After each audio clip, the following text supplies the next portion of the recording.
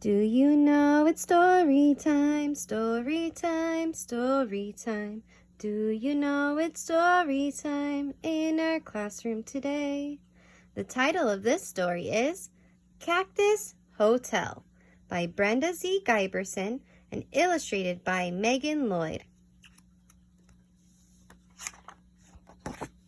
Cactus Hotel.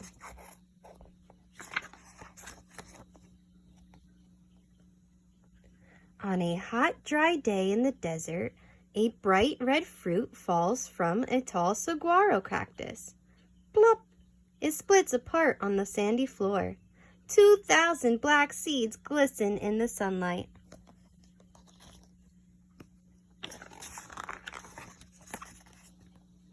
When the air cools in the evening, an old pack rat comes out and eats the juicy fruit. Then he skitters across the sand. A seed left clinging to his whiskers falls off under a palo verde tree. It is a good place for the seed to drop. A spotted ground squirrel looking for something to eat does not see it. A house finch chirping high in the palo verde does not see it.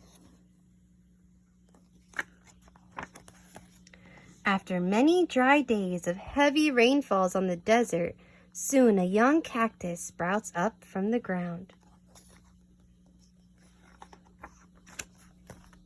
Slowly, slowly, the seedling grows. The palo verde protects it from the hot summer sun and cold winter nights. After 10 years, the cactus is only 4 inches high. It is just big enough for desert ants to climb its spiny sides. After a rainstorm, when the desert blooms with color, the cactus pulls in water with its long roots and looks fat. A young pack rat stops to drink the water that drips off the tree. Then she scurries off looking for a dry place to make a nest. When there is no rain, the cactus uses up the water it has stored inside and looks thin. The palo verde loses its tiny leaves, but there is always some shade for the cactus below. After 25 years, the cactus is 2 feet tall. A jackrabbit cools off beside it and gnaws on the green pulp.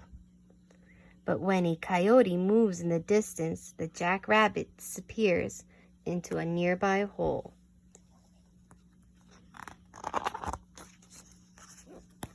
After 50 years, the cactus stands 10 feet tall and looks straight and strong beside the old palo verde. For the first time, brilliant white and yellow flowers appear at the top of the cactus. Every spring from now on, the flowers will open for one night only and then close in the heat of the day. They beckon like a welcoming signal across the desert. At different times of the day and night, birds, bees, and bats come for the nectar. The nectar is the juice inside of this plant. The flowers dry up, and after a month, the bright red fruit filled with black seeds is ripe and ready. A Gila woodpecker comes to eat. He looks around the cactus and decides to stay.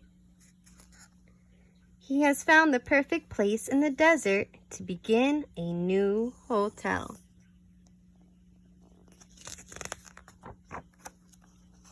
The woodpecker goes right to work, and the only tool he uses is his long, hard beak.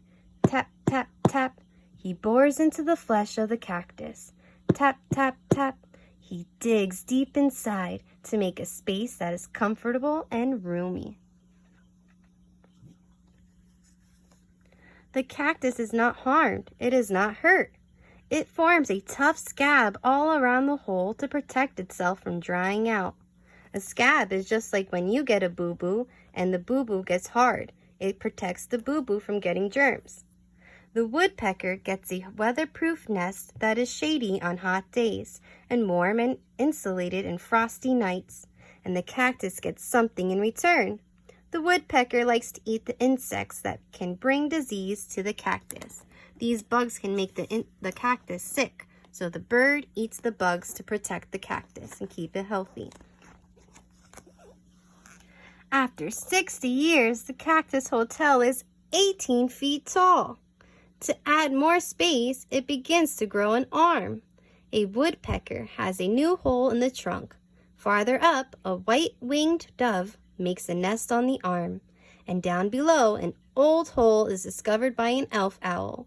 The birds feel safe living high up in a prickly plant where nothing can reach them.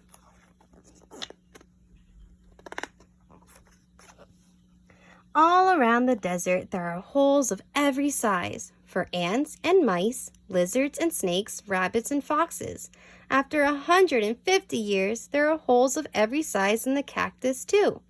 The giant plant has finally stopped growing. It is 50 feet tall, with 7 long branches. It weighs 8 tons, about as 5 automobiles, 5 cars.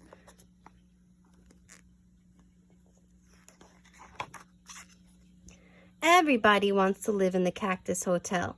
Birds lay eggs and pack rats raise their young. Even insects and bats live there. When one animal moves out, another animal moves in, and every spring they come for a special treat of nectar and juicy red fruit. Finally, after 200 years, the old cactus sways in a gust of wind and falls with a thud on the sandy floor. Its great thorny arms crumble in the crash. The cactus tree got too old and weak. The creatures that lived up high must find other homes, but those that prefer to live down low move right in. A millipede, a scorpion, and many ants and termites quickly find homes in the toppled hotel. After many months, all that remains are the wooden ribs that supported the cactus while it stood tall. A collared lizard dashes over the top looking for insects. A ground snake huddles in the shade below. And all around, there is a forest of cacti slowly growing in the desert. Through hot and cold, wet and dry, some will survive long enough to become other cactus hotels. The end. Thank you for joining me, friends, for story time. Keep up all the good work. Stay healthy and safe. Miss and love you guys.